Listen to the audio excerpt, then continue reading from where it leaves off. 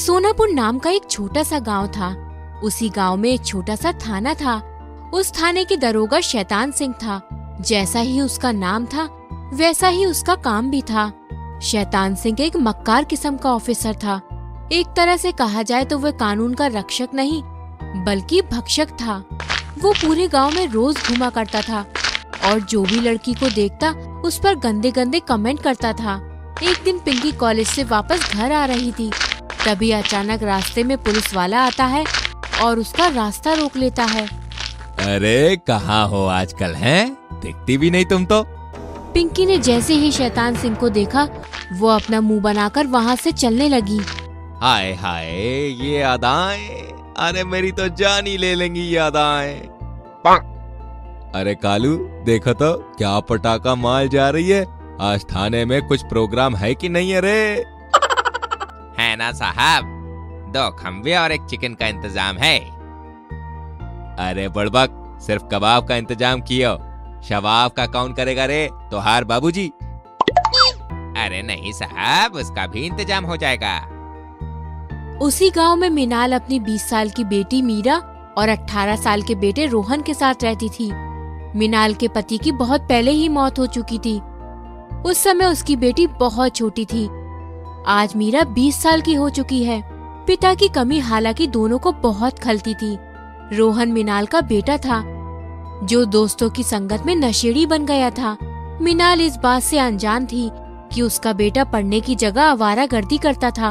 मगर मीरा मिनाल की बहुत ही समझदार बच्ची थी। वे कपड़े की सिलाई करके अपनी माँ का हाथ बटाया करती थी और साथ में पढ़ाई भी किया करती थी। एक दिन मीरा शाम के वक्त ट्यूशन से घर वापस आ रही थी। तभी गांव के कुछ लड़के पीछे से मीरा का दुपट्टा खींचने लगते हैं। अरे क्या कर रहे हो? कौन हो तुम लोग? छोड़ो मुझे, जाने दो, वरना क्या कर लोगी तुम हैं? वरना मैं चीखूंगी और सबको बता दूंगी कि तुम लोग मेरे साथ जबरदस्ती कर रहे हो। अरे अरे देखो मेरे छोरो, अब ये 2 फुट की तीली जैसी लड़की हमको धमकी दे रही है। जा जा बता दे जिसको बताना है, हम किसी के बाप से नहीं डरते। मगर उससे पहले मेरी बाहों में आ जाओ जाने मन। बचाओ बचाओ मुझे। मीरा चीखने लगती है और वो लफंगे लड़के उसकी ओर बढ़ने लगते हैं। जैसे ही मीरा को वो हाथ लगाने की कोशिश करते हैं, मीरा का भाई रोहन वहाँ पहुँच जाता है और उन गुंडों को खूब मारता है। तुझे तो देख लेंगे रोहन, कभी अकेले में मिल तू। रोहन भी उनकी धमकियाँ सुनने के बाद जोश में होश खो बैठता है और पास खड़े ठेले पर से चाकू उठाकर सीधे एक के गर्दन पर वार कर देता है। मीरा और वहाँ मौजूद सभी लोगों की चीख निकल जाती है। बाकी गुंडे वहाँ से 9-2-11 हो जाते हैं। ये क्या अनर्थ कर दिया तूने भाई, अब क्या करेंगे हम? मौके पर पुलिस पहुँचती है और रोहन को गिरफ्तार कर लेती है। मीरा रोते हुए घर पहुँचती है। उस घायल लड़के को हॉस्पिटल में भर्ती कर दिया जाता है। अरे क्या हो गया तुझे? रो क्यों रही है बेटी? माँ वो रोहन। अरे कुछ बोलेगी या मुंह में दही जमाई रहेगी? बोल, क्या अनर्थ कर दिया रोहन ने? माँ वो रोहन ने लड़ाई की और उसमें एक लड़का बहुत बुरी तरह से घायल हो गया है। पुलिस रोहन को जेल लेकर चली गई है। मिनाल मीरा की बातें सुनकर सर पकड़कर बैठ जाती है। हे भगवान, ये क्या कर दिया उस कपूत ने? ना जाने मुझ बुढ़िया को कैसे कैसे दिन देखने पड़ रहे हैं। अरे मीरा के बाबूजी, मुझे इस धरती पर क्यों छोड़ दिया तुमने? इन कपूतों का पाप का भोगी बनने मुझे भी ले जाते अपने साथ। माँ प्लीज ऐसे मत बोलो। दरअसल रोहन की कोई गलती नहीं थी माँ, वो गुंडे मुझे छेड़ रहे थे तो उसे गुस्सा आ गया। अरे तो पुलिस को बोलता ना, गांव वालों की मदद लेता। अकेले उसे बाहुबली बनने की क्या जरूरत थी? अब बता मैं उसे कैसे छुड़ाऊं जेल से? वकील करने के पैसे भी नहीं है हमारे पास। तो दोनों माँ बेटी पुलिस चौकी पहुँचती हैं। शैतान सिंह उन दोनों को बहुत देर थाने के बाहर बैठा कर रखता है। दोपहर से शाम हो जाती है लेकिन उसने बाहर से दोनों को नहीं बुलाया होता। मैं जाकर देखती हूँ ये दरोगा कहीं हमें भूल तो नहीं गया। मीरा उठकर दरोगा के पास गई और बोली, दरोगा साहब, मेरा भाई रोहन कहाँ है? शैतान सिंह मीरा को ऊपर से नीचे तक देखता है और मन ही मन मुस्कुराकर बोलता है, अरे का हो गई, इतनी जल्दी भी का है? थोड़ी देर बैठ जा जाकर। तेरे भाई ने एक आदमी के मर्डर करने की कोशिश की है, ऐसे कैसे छोड़ दे हमू का? मेरा का फायदा होगा इसमें? शैतान सिंह अपनी कुर्सी से उठकर मीरा के पास पहुंच जाता है। मीरा बोलती है, उस लड़के ने मुझे छेड़ा था, इसलिए मेरे भाई ने उसे मारा। देख, तू बुरा ना माने तो एक बात बताऊं, अरे तू है ही इतनी सुंदर कि किसी की भी नियत बिगड़ जाए थारे पे तो। ये आप क्या कह रहे हो साहब? सही तो कह रहा हूँ। देख, अगर तू मेरी बात ना मानेगी तो तेरा भाई लंबे समय के लिए अंदर जाएगा। क्या चाहिए आपको? मैं सब देने को तैयार हूँ, मगर प्लीज मेरे भाई को छोड़ दीजिए। सोच ले छोरी। मैं वादा करती हूँ, जो मुझसे बन पाएगा वो मैं सब दूंगी आपको। मैं जान तक दे दूंगी, क्योंकि मेरा भाई मेरी वजह से जेल में है। अरे ना ना ना, मैं इतना निर्दयी थोड़ी ना हूँ जो तुझ जैसी हसीन जवान लड़की की जान लूंगा। मेरे साथ एक रात बिता ले, बस इतनी सी ख्वाहिश है मेरी। दूसरी सुबह भाई को ले जा, मंजूर है तो बोल, वरना आगे तेरी मर्जी है। तभी मीरा की माँ अंदर आती है। ये क्या बोल रहा है तू? जरा भी शर्म नहीं आई? हम गरीब का फायदा उठाते हुए तुझे बेशरम। ऐ बुढ़िया, मैं फ्री में तेरे बेटे को नहीं छोड़ूंगा। ये फिलॉसफी मत झाड़ यहाँ पे। शर्त मंजूर है तो बोल, वरना यहाँ से दफा हो जा। माँ शांत हो जाओ प्लीज। इंस्पेक्टर साहब, मैं तैयार हूँ। हाँ, ये हुई ना समझदारी वाली बात। अरे तेरा भैया बड़ा किस्मत वाला है। जा बुढ़िया, आज तेरी बेटी मेरी अमानत है, कल दोनों को ले जाना। ये क्या करने जा रही है तू मीरा? मीनाल को मजबूरी में वहाँ से जाना पड़ता है। दूसरी तरफ मीरा इंस्पेक्टर के पास जाकर खड़ी हो जाती है। इंस्पेक्टर मीरा को एक खाली हिरासत में ले जाता है और मीरा के साथ जबरदस्ती करता है। मीरा और रोहन घर पहुँचते हैं। मीरा, तू ठीक तो है मेरी बच्ची? माँ, मैं जेल में था और तुम मुझसे पूछने के बजाय इससे पूछ रही हो ये ठीक है या नहीं? क्या हो गया इसे? वो गुंडे फिर से आए थे क्या माँ? मीरा की आंखें भर आती हैं। वो दौड़ते हुए कमरे में चली जाती है और खुद को अंदर से बंद कर लेती है। शाम होते ही मीनाल दरवाजा पीटती है।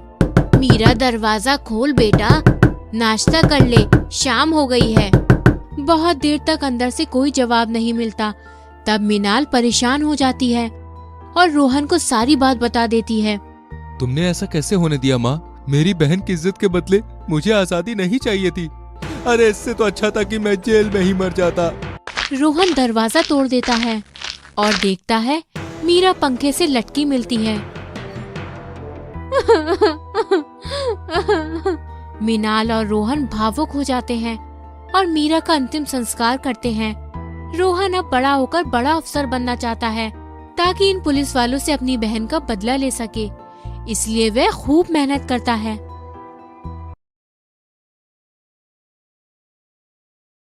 पीयूष और शालिनी पति पत्नी थे।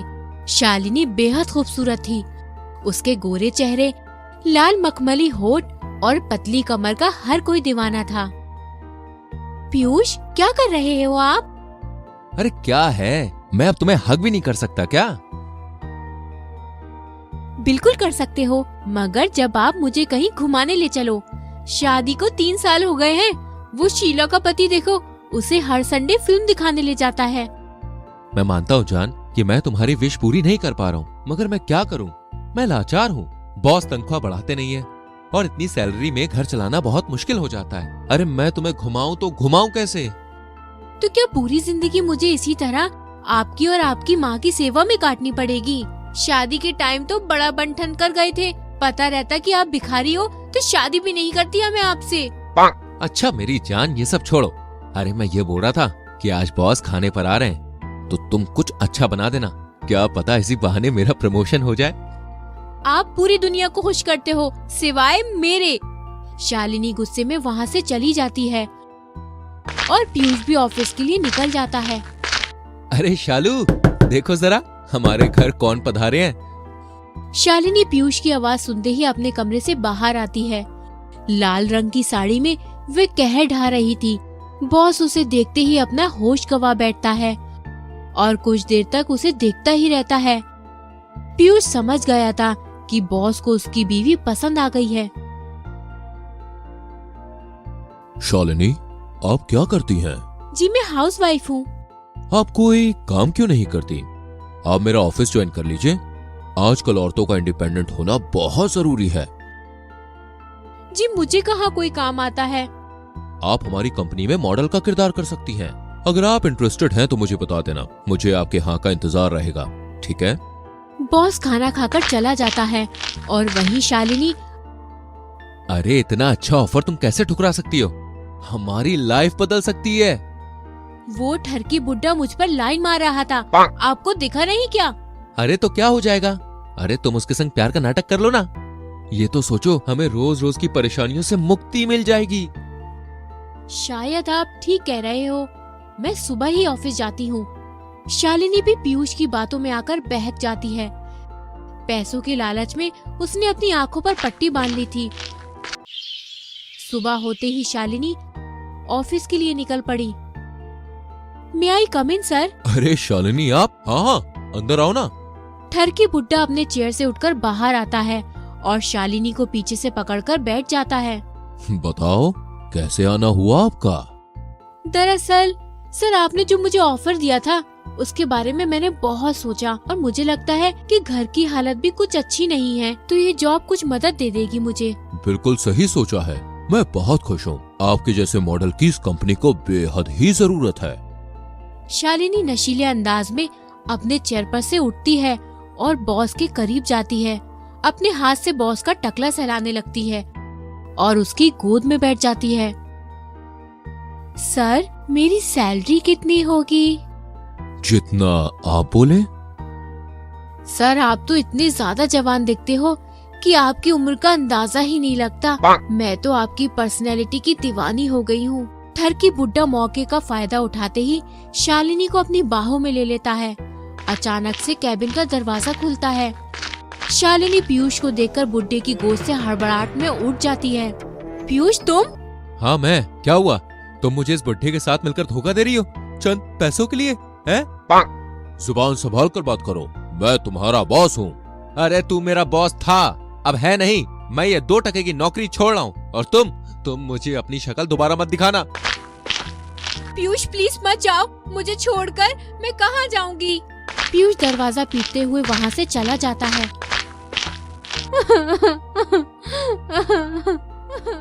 अरे तुम रो क्यों रही हो? मैं हूं ना तुम्हारे साथ। और आपकी पत्नी का क्या? अरे तुम उसकी टेंशन मत लो, तुम बस मेरे साथ चलो। बॉस शालिनी को अपने घर ले जाता है। रमा उसे देखकर परेशान हो जाती है। अरे ये कौन अबला नारी है? ये मेरी गर्लफ्रेंड है, इसके साथ बदतमीजी करने की कोशिश भी मत करना। आप ऐसा कैसे कर सकते हैं मेरे साथ? तुम्हें मुझसे सवाल करने का कोई हक नहीं है। चलो जाओ यहाँ से, मेरे लिए चाय बना कर लेके आओ। रमा रोते हुए वहाँ से चली जाती है। रात के 1 बज रहा होता है। रमा शालिनी के कमरे में आती है। बुड्ढा शालिनी को जकड़कर सो रहा होता है। रमा का दिल टूट जाता है और वो शालिनी को खींचकर बाहर ले आती है। कितने पैसे चाहिए तुम्हें? बोलो, मैं तुम्हें देती हूँ, मगर मेरी शादीशुदा जिंदगी को बर्बाद मत करना। ये क्या कह रही हो आंटी? मैं तो इनसे प्यार करती हूँ, चलो मुझे जाने दो वापस। शालिनी एक कातिलाना स्माइल करते हुए पीछे मुड़कर उसे देखती है। रमा उसे खींचते हुए दरवाजे के पास लेकर आती है कि तभी शालिनी को पास पड़े फल के टोकरी में एक चाकू मिल जाता है और वो रमा को पेट में घोंप देती है। रमा वही तड़प तड़प कर मर जाती है। अरे ये क्या कर दिया मैंने? ये बुढ़िया तो टपक गई। हेलो पीयूष, एक गड़बड़ हो गई मेरे से। अरे काम भी ढंग से नहीं होता तुमसे। मैंने तुमसे कहा था ना, तुम उस बुड्ढे को अपने प्यार के जाल में फंसा कर उसकी तिजोरी साफ करना, और तुमने इतनी बड़ी गड़बड़ कर दी। तुम कहीं जाना मत, मैं आ रहा हूँ। पीयूष अपना चेहरा छुपाकर बॉस के घर पहुँचता है। तब तक शालिनी ने रमा की लाश को ठिकाने लगा दिया होता है। अरे जल्दी से बुड्ढे के लॉकर से सारे गहने और पैसे निकालो, हमें उसकी नींद खुलने से पहले यहाँ से भागना होगा कहीं दूर, वरना दोनों जिंदगी भर जेल में सड़ेंगे। शालिनी जल्दी जल्दी सारे गहने और पैसे बांधने लगती है और पीयूष बुड्ढे पर नजर रखता है। जैसे ही शालिनी और पीयूष घर की चौखट पर पहुंचते हैं, तेज हवाएं चलने लगती हैं और अजीब सनसनाहट सुनाई देती है। किसी के गुर्राने की आवाज आ रही होती है। पीयूष, मुझे ऐसा लग रहा है कि यहाँ कोई है। अरे बच्चों जैसी बात मत करो यार, यहाँ तूफान है बाहर। आवाज तेज होने लगती है और शालिनी के करीब पहुंच जाती है। शालिनी को अपने पास किसी के होने का एहसास होता है। वह कांपने लगती है और वहीं खड़ी रह जाती है।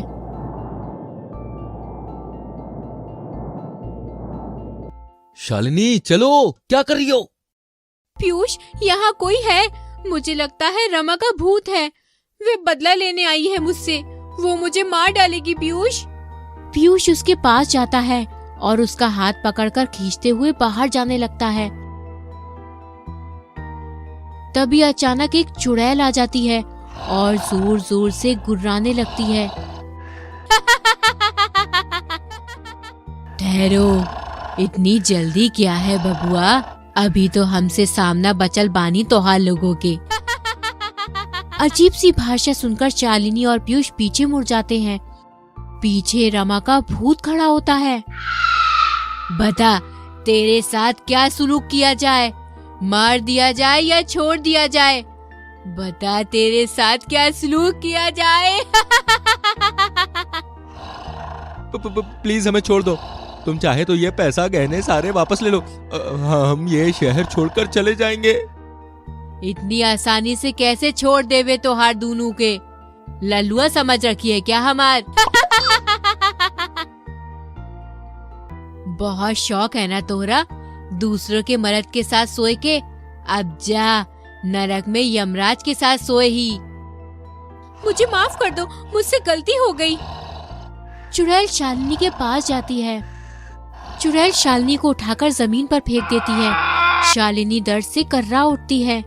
शालिनी खून से लथपथ हो जाती है। शालिनी खून से लथपथ होकर वहीं पर मर जाती है। इधर पीयूष डर से थरथर कांप रहा होता है। तोरा हम कुछ ना करी, काहे कि हम तेरा तड़पे देखना चाहिए। कुछ देर में पुलिस वहां आ जाती है और पीयूष को शालिनी के मर्डर के इल्जाम में पकड़ कर ले जाती है। रमा की आत्मा को शांति मिल जाती है और पीयूष जेल में जिंदगी भर चक्की पीसता रहता है।